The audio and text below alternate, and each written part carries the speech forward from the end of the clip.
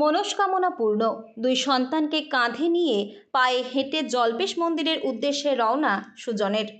মনস্কামনা পূর্ণ হয়েছে, আর তাই ছেলে এবং মেয়েকে ঝুড়িতে বসিয়ে কাঁধে করে পায়ে হেঁটে পুজো দিতে জল্পেশ মন্দিরে যাচ্ছে বাবা। ছেলে এবং মেয়েকে কাঁধে নিয়ে যাওয়ার এমনই এক বিরল দৃশ্য দেখা গেল শহর ধূপগুড়িতে।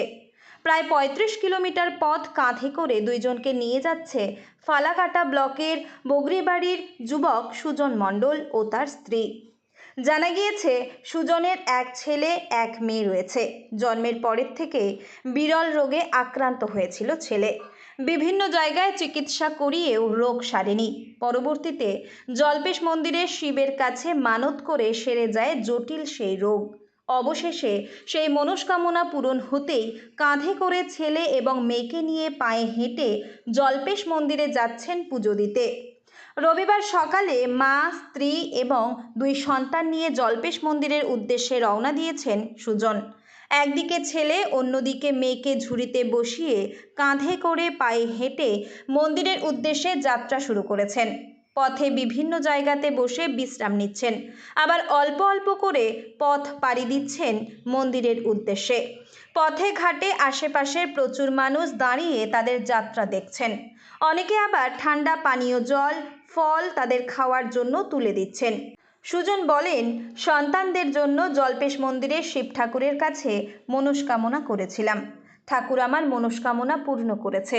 সেই জন্যই এভাবে ছেলে এবং মেয়েকে ঝুড়িতে বসিয়ে জল্পেশ মন্দিরের শিব ঠাকুরের কাছে পুজো দিতে যাচ্ছি। সুজনের মা বলেন, মনস্কামনা করা হয়েছিল, সেটা পূরণ হয়েছে। সকলে মিলে পায়ে হেঁটে যাচ্ছি পুজো দিতে। উল্লেখ্য, শ্রাবণ মাসে পুণ্য অর্জনের জল ঢালতে জলপাইগুড়ি জেলার ময়নাগুড়ির শিবতীর্থ জল্পেশ মন্দিরে আসেন অসংখ্য পুণ্যার্থী। প্রতি বছর, এমনকি সারা বছর দেশ বিদেশের ভক্তরা এখানে আসেন জল ঢালতে। তবে শ্রাবণ মাসের প্রতি সোমবার লক্ষ লক্ষ পুণ্যার্থীর ভিড় উপচে পড়ে জল্পেশ বাবার মন্দিরে।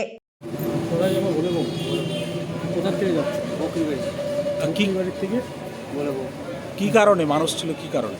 এমনি ছিল, একটা অসুবিধা ছিল, তো প্রবলেম ছিল। আচ্ছা, সমস্যার সমাধান হয়েছে? এর জন্য কি নিয়ে যাচ্ছে? হ্যাঁ, পায়ে হেঁটে। পায়ে হেঁটে।